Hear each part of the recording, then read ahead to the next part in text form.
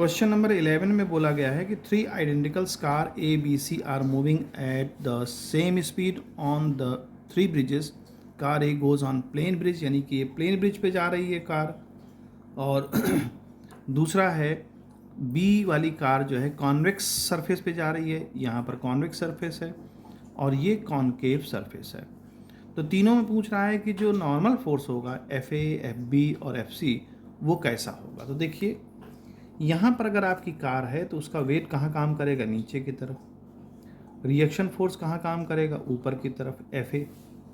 तो पहले वाले केस में हमारा क्या होगा, एफ ए एम जी के इक्वल होगा।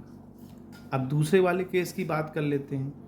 देखिए इसका पाथ ऐसा है तो सर्कुलर है इस डायरेक्शन में, यानी कि इसको सेंट्रीपिटल फोर्स चाहिए होगा। अब उसका वेट नीचे की तरफ काम करेगा और नॉर्मल फोर्स ऊपर काम करेगा, एफ बी। यानी एफ बी में से एम जी में से अगर हम एफ बी माइनस करें तो हमें सेंट्रीपिटल फोर्स मिलेगा। ठीक, यानी यहाँ पर अगर हम एफ बी की बात करें तो एफ बी आ जाएगा M G minus M B square by R.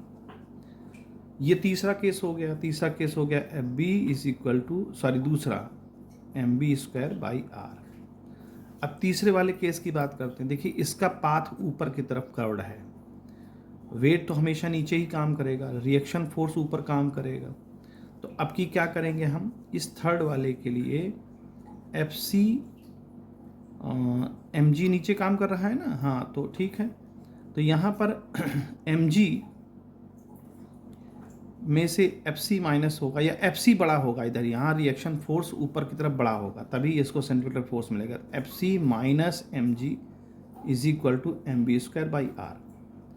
क्योंकि ऊपर की तरफ सेंट्रीपिटल फोर्स चाहिए इसको सर्कुलर मोशन के लिए, तो एफ सी में से एम जी को माइनस करना पड़ेगा।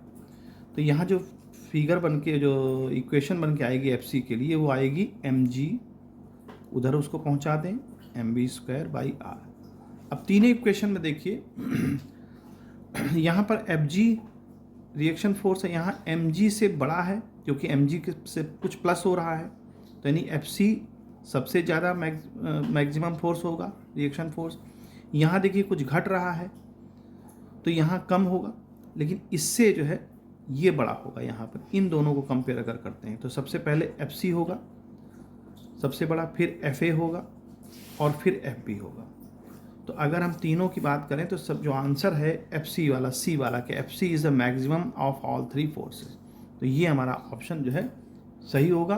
क्यों? क्योंकि एफ सी तीनों में से बड़ा है और यहाँ पर हमें आंसर जिस तरह से दिया गया है उसमें हमें एफ सी बड़ा दिखाना है, तो एफ सी यहाँ सबसे बड़ा होगा।